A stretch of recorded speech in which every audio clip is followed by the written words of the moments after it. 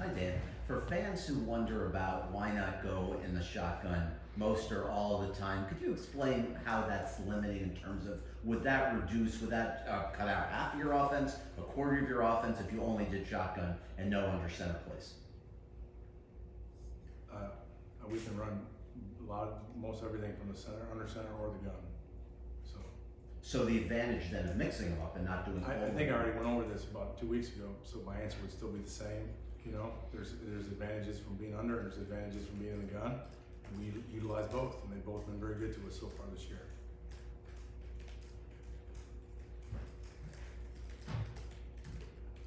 Coach, I was wondering if you could just share your assessment of how Nikosi played. He played good. He played well enough for us to win. I thought on the first drive he made a couple great plays.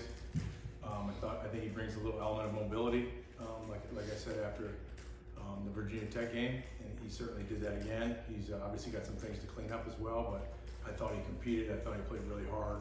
I thought he was very composed throughout the entire game. I thought he did a really good job with his teammates as well. So obviously not a perfect performance, but certainly he gave us a chance to win, and then made some crucial plays, in my opinion, late in the game to help us win the football game. So I was really proud of him. Yeah, you told us how you feel about Zion Nelson. Obviously, you guys went through different combinations with the offensive line and tried to sort of figure out the best one. I'm curious, because I don't think we really ever asked you, what was sort of the number 2 option at left tackle, and I guess why did that guy stay the number 2 option? Well, we feel Zion gives us the best chance to win on those 5 in those spots too. So I guess that's the answer. Who's the number 2? I don't know. You know, we tried a lot of people there. We moved DJ Scape over there. We moved Kai Herbert over there. We moved John Campbell over there. So, you know, part of being an O-line coach is, you know, part of the difficulties is that through the course of a game, you don't know who's going to get injured either. So you try to work different combinations in different places. You got to have, you know, a number 2 center ready. You have to have a number 3 center ready. And the same thing with your tackle position. So I think Coach Berry does a tremendous job of, you know, taking what he has to work with, and he's getting them better every week. They're playing better every week, and they're developing. And you know, again, we tried a lot of different options there. Since the spring, we've tried, I don't know, 50 different options all over, all 5 different spots with 10 different guys. So we feel these 5 right now give us the best chance to win every week. And I was going to say as a follow-up to that, you talked about the cadence getting Zion, you know, sort of that fixed a couple weeks ago. I wanted to get your opinion on how he's picked that up or made that improvement in that regard.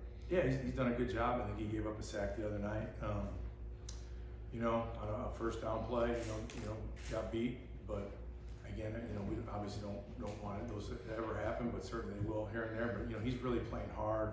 He's moving his feet. He's using his hands better, and he's just continually improving. That's all we can ask of him. Dan, I wanted to ask if going forward, you want to make a more concerted effort to try and run the ball more, or is that just a matter of it's what the defense gives you if they're stacking the box? We tried to run the ball the other night, we just didn't do it very well. So we did it well. We did it better later in the game, but you know, we didn't handle the C-gap area very well Friday night. And that, you know, when you can't block the C-gap area, especially when you're playing an odd defense, you know, it makes things very difficult to run the football.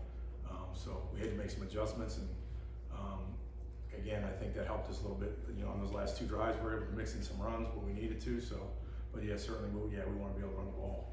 Dan, in your offense, how much responsibility does a quarterback have with blitz pickup, and how much authority does he have to get you out of potential troublesome plays if there's a late blitzer that comes clear to his eyes? Well, he has flexibility to adjust certain protections, but certain ones we don't. You know, we block the looks that we have. So, you know, especially with the quarterbacks that we have right now, you know, starting Jaron, you know, and then moving into Nikosi, I try to do everything I can to limit the things they have to do, so they can play fast in the pass game. You know, it's just one thing I've been a firm believer of my entire career is the less clutter they have with other things, the faster they can play within your pass game. So we try to, as a staff, take off as many things as we can, but certainly there's certain things they have to help us with.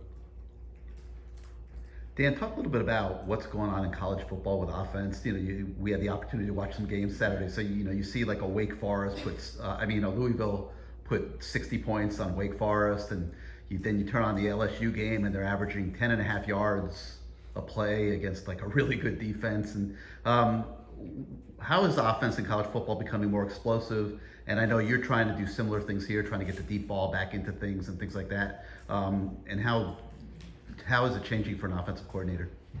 Well, I didn't see either one of those games, so I don't have really any comment about that.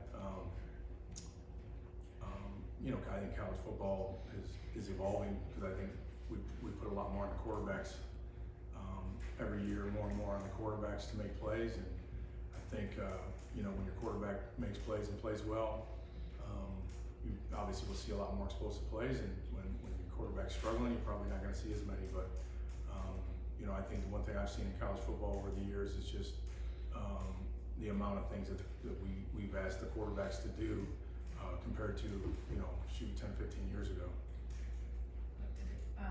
Dan, how tough is it as a coach to deal with the emotions of two quarterbacks? I mean, in this case, Jaron and Nkosi, and I know you have experience with this, who have shown they can play well, but obviously only one can get the start. How do you deal with that as a coach? Well, it's not always easy. I mean, obviously in this situation, we're dealing with someone that's battling through an injury, so you gotta weigh that with how well how healthy they are and who's playing the best. And I think both guys have certainly played well enough for us to win a game. That's been a real positive. But I also believe that these things kind of have a way of working themselves out. So we'll take it day by day. And again, both these guys I think are in a pretty good frame of mind, a pretty good place right now emotionally. And I think the team respects both of them, which is a real positive. Two more questions for Coach Enos. How would you evaluate the performance so far in the red zone this season? I think pretty inconsistent. We've I think been good. Like we were pretty good the other night. But some games were obviously not as good. So I think that a lot of that has to do with being able to run the football too. I think when you can run the football in the red zone, that's your best red zone offense. And then obviously you gotta take advantage of your shots in the pass game when you get them. And we've done that at times, and then obviously we've come up short in that area. So, I think a bit like our total offense, to be honest with you, just pretty inconsistent. I want to ask you about Nkosi's preparation focus leading up to the game. Very good. He did a great job. We challenged him to do that, and he did that. And I think he's starting to mature, even more, which is good for our football team. But I think he's growing up, and I think he's learning. Again, this is a process for both those guys, but these are all learning lessons for him. But I think Nkosi did a really good job handling his preparation last week, and I think he's had a really good start again this week. So that's positive. All right, thanks a lot.